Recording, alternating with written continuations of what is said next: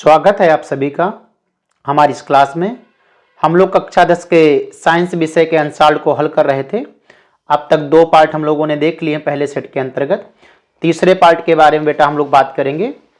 तो तीसरे पार्ट में अगर हम लोग बात करें तो यहाँ तक आपने दूसरे वाले में कर लिया था, चौथे तक।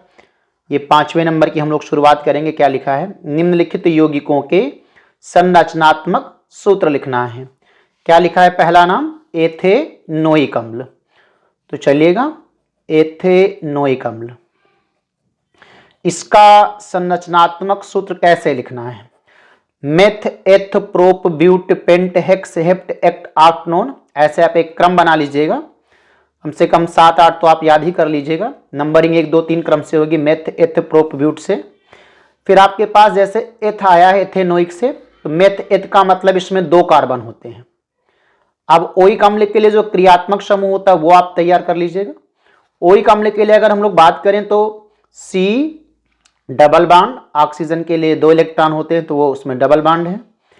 इधर OH और कार्बन की संयोजकता 4 होती है तो इधर और। तो एथेनोइक अम्ल के लिए 2 कार्बन हो गए। अब ओइक अम्ल के लिए इसमें जोड़ दीजिएगा, डबल बॉन्ड है, यहां पर सिंगल बॉन्ड OH, कार्बन की 4 संयोजकता तो 2 3 4, ये वाले कार्बन की तो संयोजकताएं पूरी हैं। ये कार्बन ने बंध अपना पूरा कर लिया है। ये वाले में अभी 1 है, इसको 4 पूरा होने हैं तो ये 4। अब इस पर एक हाइड्रोजन लगा दीजिएगा, इस पर एक हाइड्रोजन, इस पर एक हाइड्रोजन।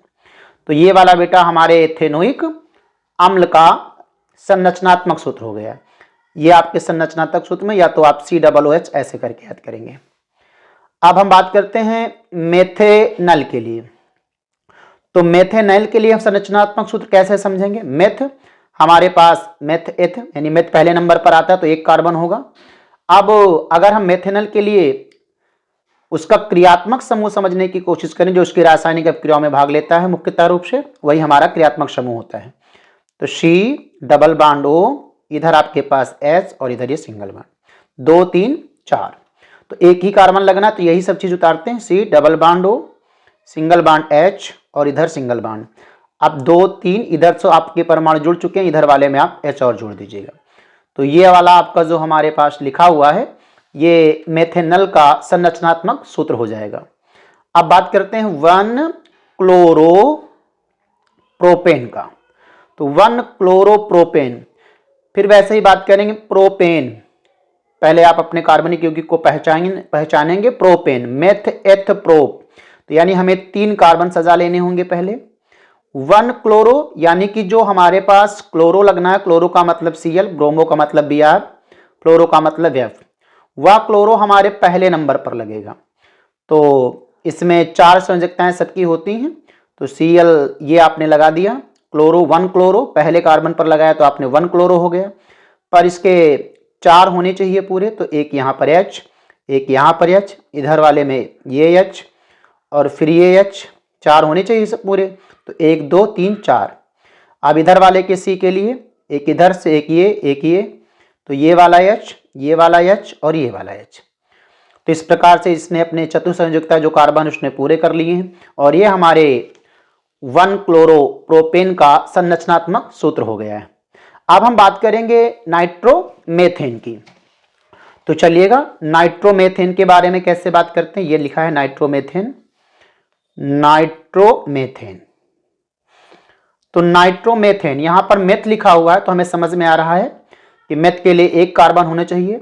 और बेटा नाइट्रो लिखा है तो नाइट्रो का जो क्रियात्मक समूह होता है वो NO2 होता है, इसे आपको याद कर लेना है। अब कार्बन में कार्बन जो है चतुसंयुक्ती होता है तो 4 आप कार्बन लगा दीजिएगा, इसमें 4 आपको बंध बना देने हैं, 1 2 3 4, शेष पर सब आप H सजा दीजिएगा। तो ये अगर हम बात करें तो ये हमारे नाइट्रोमेथेन का संरचनात्मक सूत्र है। ये आपको इतने पार्ट वाइज 4 नंबर टोटल है, पार्ट वाइज करेंगे 1 1 नंबर मिलेंगे आपको। अब आगे बढ़ते हैं और लिखा है कि विद्युत रासायनिक श्रेणी को स्पष्ट कीजिए और इसके 2 अनुप्रयोग लिखना है। विद्युत रासायनिक श्रेणी होती क्या है बेटा? विद्युत रासायनिक श्रेणी जो आपका मानक इलेक्ट्रोड विभव का बढ़ता क्रम या मानक इलेक्ट्रोड विभव का नहीं कहना है आपको, तो जो धातु होते हैं उनकी सक्रियता के घटते क्रम में रखने से एक सारणी बनाई गई है। मानक इलेक्ट्रोड के या तो विभव के बढ़ते क्रम में और या तो आप सक्रियता के घटते क्रम में रखने से एक श्रेणी मिलती है, उसी का नाम क्या है, उसी का नाम विद्युत रासायनिक श्रेणी है। इस श्रेणी की सहायता से क्या क्या कर सकते हैं, यानी उसके दो अनुप्रयोग भी बताने हैं। तो इसकी सहायता से हम जो धातुओं की क्रियाशीलता है कि कौन सा धातु ज़्यादा क्रियाशील होगा, कौन सा कम क्रियाशील होगा, जो धातु अधिक सक्रिय होता है वह क्या कर सकता है, कम सक्रिय धातु को विस्थापित कर सकता है, कम वाला अधिक को नहीं कर सकता है। यानी कि आप इसकी सहायता से धातुओं की क्रियाशीलता की तुलना कर सकते हैं। और क्या कर सकता है, ये श्रेणी जो है अम्लों से हाइड्रोजन विस्थापित करने की क्षमता का ज्ञान बताता है। कोई जो हमारे पास तत्व हाइड्रोजन से ऊपर होगा तो हाइड्रोजन क्या कर पाएगा, उसको विस्थापित नहीं कर पाएगा, जो नीचे होगा वो हाइड्रोजन विस्थापित कर ले जाएगा। अब आप ऐसे एक सक्रियता श्रेणी भी इसमें बना सकते हैं, 2 नंबर में है। तो हमने लिख दिया आपके लिए साफ साफ, अगर आपको समझ में ना आया बोलने से। विद्युत रासायनिक श्रेणी मानक इलेक्ट्रोड विभव के बढ़ते क्रम अथवा धातुओं को सक्रियता के घटते क्रम में रखने से जो श्रेणी प्राप्त होती है उसे विद्युत रासायनिक श्रेणी कहते हैं, या रखने से जो श्रेणी प्राप्त होती है विद्युत रासायनिक श्रेणी कहलाती है। अनुप्रयोग क्या है बेटा, इसकी सहायता से धातुओं की क्रियाशीलता ज्ञात की जाती है और इस श्रेणी से धातुओं द्वारा अम्लों से हाइड्रोजन विस्थापित करने की क्षमता का ज्ञान होता है। ये सक्रियता श्रेणी हमने इतने तत्वों की बना दिया है, कम से कम आप इतना याद करेंगे, कोई क्वेश्चन रिलेटेड पूछेगा तो आपको हो जाएगा। घटती क्रियाशीलता के रूप में लिखा है, सबसे ज्यादा, फिर कम, लास्ट वाला सबसे कम। सोडियम, ये potassium, sodium, calcium, magnesium, aluminium, zinc, iron, lead, hydrogen, copper और मरकरी। ये आपको विद्युत रासायनिक श्रेणी से संबंधित जो इसमें बात पूछी थी वो बता दिया गया है। अब हम लोग बात करते हैं, कह रहा मिश्र धातु किसे कहते हैं। तो मिश्र धातु आप किसे कहेंगे, अगर हमारे पास 2 या 2 से ज्यादा धातु ले लें, अधातु भी होते हैं, 2 या 2 से ज्यादा धातु का समांगी मिश्रण बना दे। समांगी का मतलब कि वे मिलाए जाने वाली चीजें हमें अलग अलग नजर ना आए। तो 2 या 2 से अधिक धातुओं के समांगी मिश्रण को हम मिश्र धातु, उसका एक नया नाम मिश्रातु भी होता है। अब आपको कह रहा है 2 प्रमुख मिश्र धातुओं के नाम, तो जैसे आप पीतल बता दीजिएगा और कांसा। पीतल में भी कापर होता है और कांसा में भी कापर होता है। कापर के अलावा पीतल में जिंक भी होता है और कांसा में कापर के अलावा टिन होता है। इनका उपयोग बर्तन में, मूर्तियों में, घंटे बनाने में आदि में होता है। तो बेटा ये साफ साफ लिख दिया है, एक बार इसको जरा सुनते हैं हम। मिश्र धातु में 2 या 2 से अधिक धातुओं के समांगी मिश्रण को मिश्र धातु या मिश्रात कहते हैं। ये हमने कॉलम बना दिया है, ये मिश्र धातु हैं, किससे मिलकर बना, उसका संगठन क्या है, कंपोजिशन, उपयोग क्या है। पीतल में कापर 80% होता है और जिंक 20% होता है। इसका उपयोग कहाँ होता है, बर्तन और कारतूस बनाने में। कांसा है, कांसे का प्रयोग कहाँ होता है, कांसा किससे मिलकर बनता है, कापर 88% रहता है और टिन 12% रहता है। इसका प्रयोग या उपयोग कहाँ है, बर्तन और मूर्तियां बनाने में। तो हमें उम्मीद है क्वेश्चन इंपॉर्टेंट है, आप अवश्य तैयार कर लेंगे। आगे बढ़ेंगे हम लोग, और कह रहा निम्नलिखित यौगिकों के क्या करना है, आयुपेशी नाम लिखना है। 7वें का नंबर देखते हैं। इसका आयुपेशी नाम बताने के लिए कह रहा HCHO। तो बेटा इसमें HCHO लिखा है। CHO एक क्रियात्मक समूह है, अभी आया था उसमें संरचनात्मक सूत्र लिखने में। CHO हमारे लिए अल के लिए यूज होता है और एक कार्बन है तो एक कार्बन से मेथ बनता है। एल्केन में आप अल लगा दीजिएगा, मेथेन के आगे मेथेनल। मेथ है, एल्केन ग्रुप का नाम जोड़कर उसमें आप अपना क्रियात्मक समूह मेथेनल। तो ये बेटा HCHO का आयुपेशी नाम हो जाएगा। अगला नाम लिखा है CH3 CH double bond CH2। सबसे पहले हम सभी कार्बन परमाणुओं की संख्या गिनेंगे ताकि उसके हम अपना कार्बनिक यौगिक जान सकें। 1 कार्बन 2 3 कार्बन है, मेथ एथ प्रोप। अगर डबल बॉन्ड है तो उसको वरीयता देना है, सिंगल बॉन्ड के लिए एल्केन। डबल है तो डबल को ही वरीयता देना, डबल ट्रिपल होंगे तो उसका फिर अलग नियम, दोनों अगर हैं तो। डबल बॉन्ड है तो हमारे पास असंतृप्त हाइड्रोकार्बन होगा, उसमें असंतृप्त में डबल और ट्रिपल दोनों होते हैं। एक बांड है तो उसके लिए एन, दूसरा है अगर डबल बांड जुड़े हैं तो उसके लिए इन नाम लगाएंगे, मेथ एथ प्रोप। और डबल बांड अगर उधर से काउंटिंग करते हैं तो 1 नंबर पर आता है इस वाले तत्व के बाद, इस वाले परमाणु के बाद। तो अगर आप चाहें मेथ एथ प्रोप तो प्रोप 1 इन या 1 प्रोपीन भी कह सकते हैं, 1 नहीं भी लगाएंगे चल जाएगा, यानी प्रोपीन, प्रोप 1 इन भी कहते हैं इसको, या प्रोप 1 इन। ये आप आगे से लिख देंगे तो ये इसका आयुपेशी नाम हो गया बेटा। आगे बढ़ेंगे, कह रहा है कार्बन की संयोजकता पर एक संक्षिप्त टिप्पणी लिखना है। अब कार्बन की संयोजकता पर अगर हम एक संक्षिप्त टिप्पणी लिखने के लिए बात करते हैं, 2 नंबर में है, तो ये पता है कि कार्बन जो है 6 नंबर पर आता है, उसका परमाणु क्रमांक 6 होगा। और अगर हम इसका इलेक्ट्रॉनिक विन्यास समझने की कोशिश करें बॉरबरी सिद्धांत से, तो 6 का इलेक्ट्रॉनिक विन्यास हो जाएगा 2,4, अंतिम कोष में 4 इलेक्ट्रॉन हैं। और जब 4 हैं तो ये 4 जो है इलेक्ट्रॉन हमारे सहसंयोजक बंध बनाने में प्रयुक्त होंगे। और ये ऐसा भी बोला जा सकता है कि कार्बन की संयोजकता 4 होंगी। ये जो 4 इलेक्ट्रॉन होते हैं बेटा, ये कई प्रकार से जो है बंध बना सकते हैं।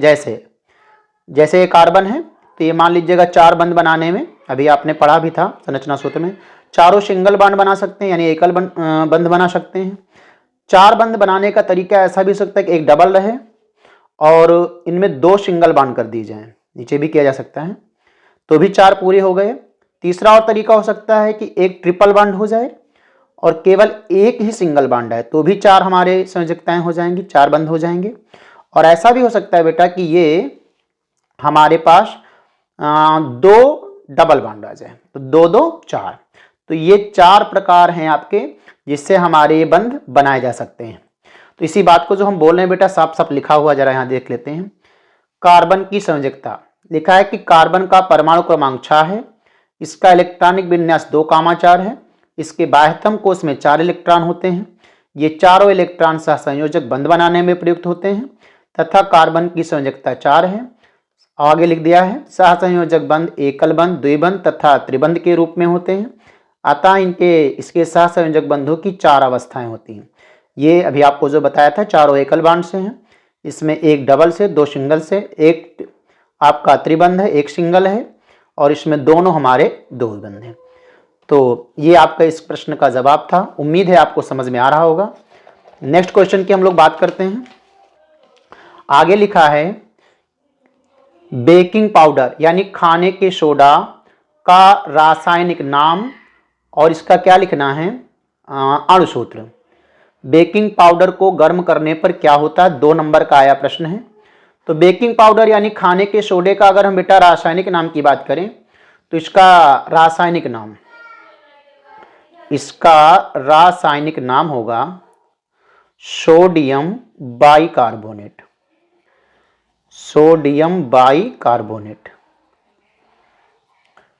और अगर हम बात करते हैं इसका अणुसूत्र तो बेटा इसका अणुसूत्र हो जाएगा NaHCO3।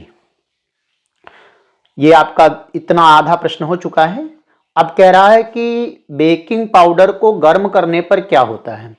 तो बेकिंग पाउडर यानी यही सोडियम बाइकार्बोनेट NaHCO3 को जब हम गर्म करते हैं लगभग 100 डिग्री टेम्परेचर पर तो क्या मिलता है हमें।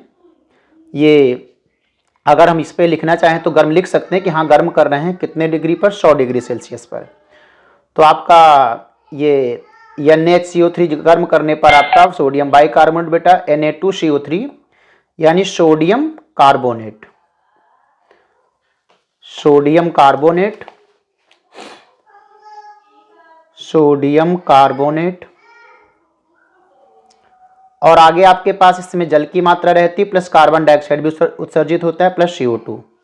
पर आप देखेंगे कि अभिकारक और उत्पाद में जो परमाणुओं की संख्या वो बराबर नहीं है। यहाँ सोडियम में 2 लिखे हैं और यहाँ 1 है, तो इसको बैलेंस करने के लिए यहाँ 2 से मल्टीप्लाई कर दिया तो Na के 2 हो गए हैं और हमारे पास H के इधर 2 हैं, उधर भी H के 2 हैं, इधर हमारे पास C के 2 हैं, इधर भी C के 2 हैं, O के 2 तिहाई 6, 2 इधर 3 इधर 3 3 6।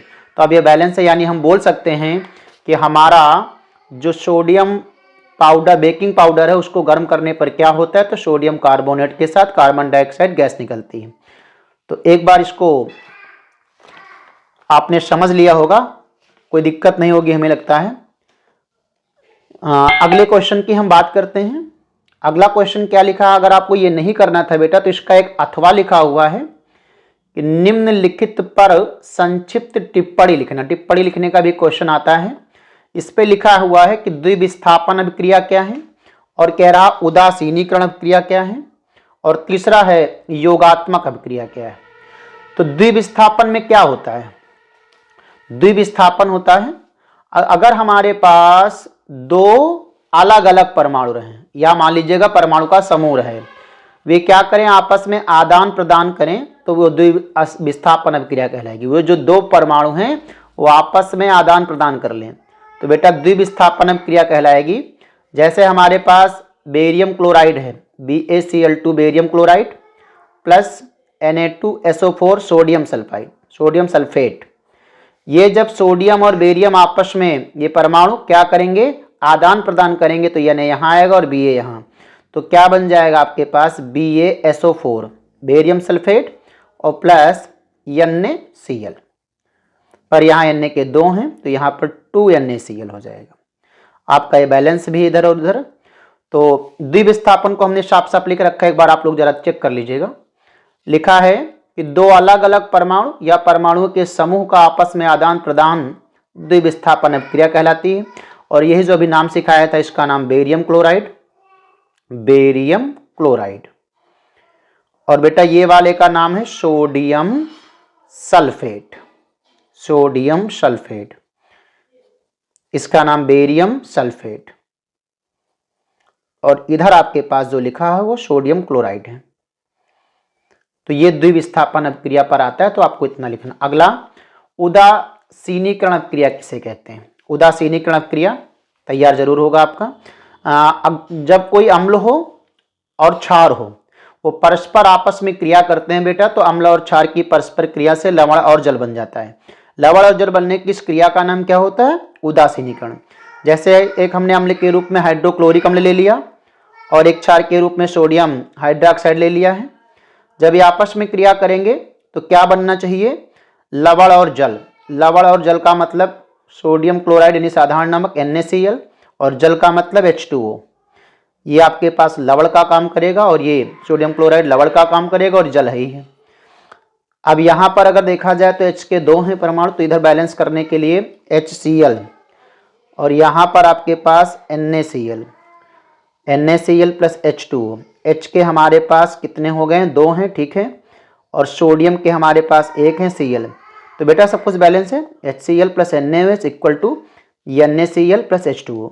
तो अम्ल और क्षार की परस्पर क्रिया से लवण और जो जल बनने की ये क्रिया है, इसी का नाम क्या होता है? उदासीनीकरण क्रिया। लिख रखा है, जरा एक बार चेक कर लेंगे। किसी अम्ल तथा क्षार की परस्पर अभिक्रिया से लवण तथा जल बनने की जो अभिक्रिया है, इसका नाम उदासीनीकरण अभिक्रिया है।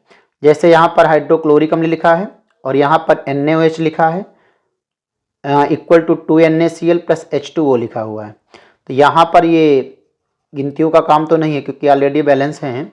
H के इधर हमारे पास दो हैं, उधर भी H के दो हैं, Cl आपके पास एक है बेटा और Na भी एक है, और आपके पास हो, तो ये बैलेंस है, इसमें गिनती की जरूरत नहीं थी, पहले से गिनती लिख रखे थे। ये लवण और जल, इसी का नाम उदासीनीकरण अभिक्रिया है। एक हमारे पास और है, इसमें लिखा हुआ योगात्मक अभिक्रिया क्या है? यह आपका पहले चैप्टर के प्रश्न है। तो योगात्मक अभिक्रिया में क्या होता है बेटा? दो या दो से ज्यादा पदार्थ क्या होते हैं? आपस में मिल जाते हैं और केवल एक पदार्थ बनाते हैं। तो जब दो या दो से अधिक पदार्थ संयोग करके मिल करके एक पदार्थ बनाए तो वो क्या कहलाएगा? योगात्मक अभिक्रिया।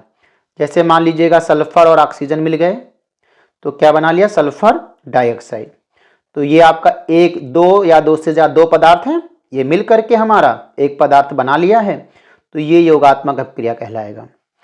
तो एक बार इसको भी साफ साफ देख लीजिएगा और इसे आप अच्छे से लिख कर तैयार कर लीजिएगा, इसलिए साफ साफ लिखा गया है।